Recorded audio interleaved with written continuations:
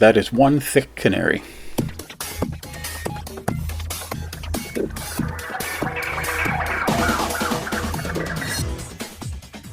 Hi, I'm Mark, and this is Subliteral Network. I make art and comics, and thanks for watching. Remember to hit like and subscribe, and to leave your feedback in the comments. I post art daily, 5 days a week on Instagram, Facebook, and Twitter, and this is a roundup of that work in case you missed it, with a little more detailed description added. You can read my Una the Cave Bunny comics, free at radiocomics.com, and please visit my Patreon page if you'd like to support my work. All these links are in my description and bio, and please watch till the end so you don't miss anything. Now, this is Daisy Moo, a character of my own that I originally drew on craft paper, colored it with markers, and kind of toned it up with some white china crayon and sold it on eBay.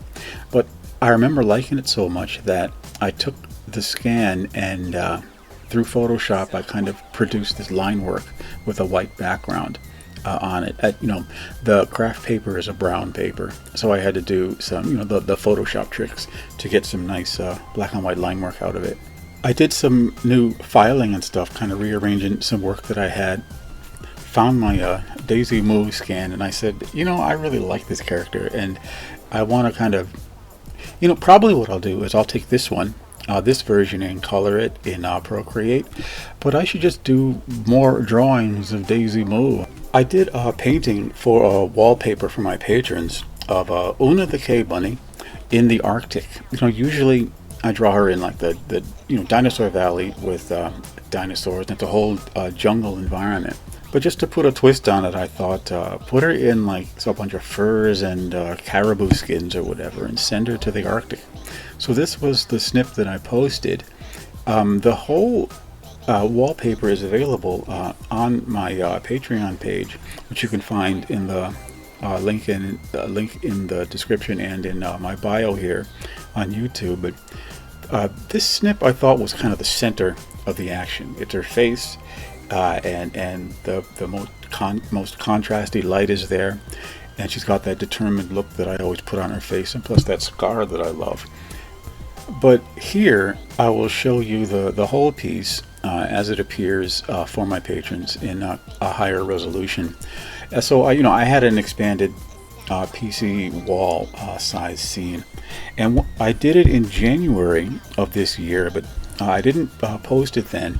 And well, I figured, at this point we're in the middle of a heat wave. If you had this cool Arctic PC wallpaper, maybe you would feel just like a micron cooler just by looking at it, which I guess that's kind of the idea now.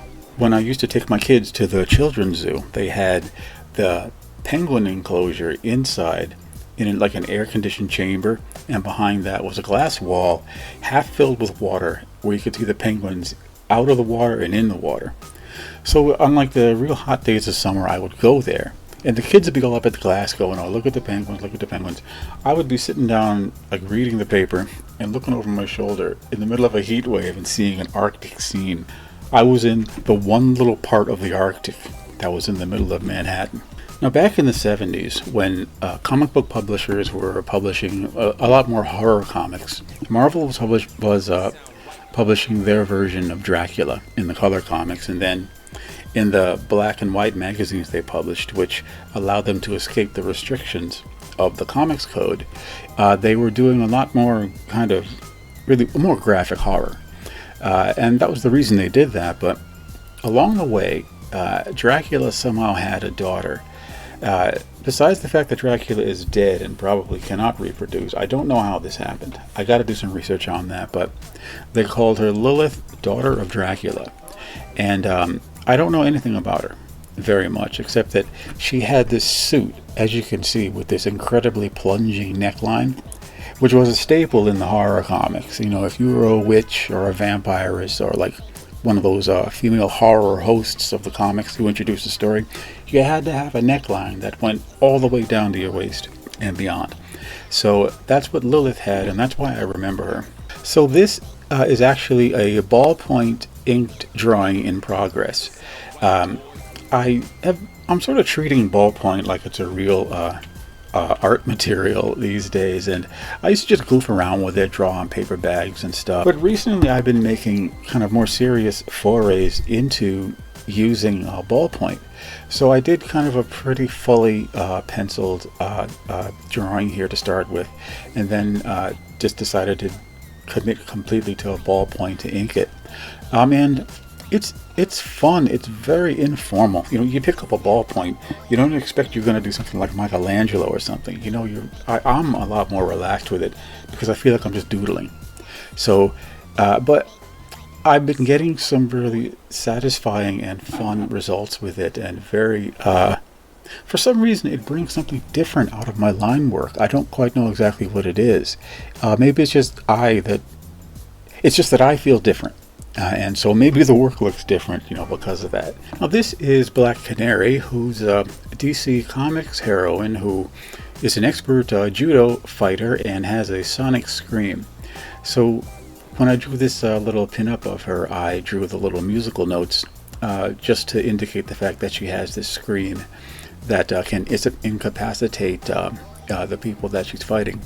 And I drew a little band-aid on her cheek just to show that she kind of gets in fist fights a lot. Now I have to admit, this wasn't exactly my idea. My friend Sean Howell, who did a lot of sketching and stuff, and he did this sketch that he called Thicc Canary. And I decided, listen, if I'm going to copy Sean, then I'm just going to make her 10 times thicker, and just to make some distinction and difference between us two. It was such a good idea that I couldn't kind of help following along in his wake with that one. Also, the great Alex Toth, who, I won't explain who he is again, a great cartoonist, great animation designer, did some Black Canary strips for DC Comics, and he drew her in just a very curvy, voluptuous blonde. And you know, he was from a generation when women were kind of thick and everybody liked it that way. So I'm kind of basing my version on his version, and happily so.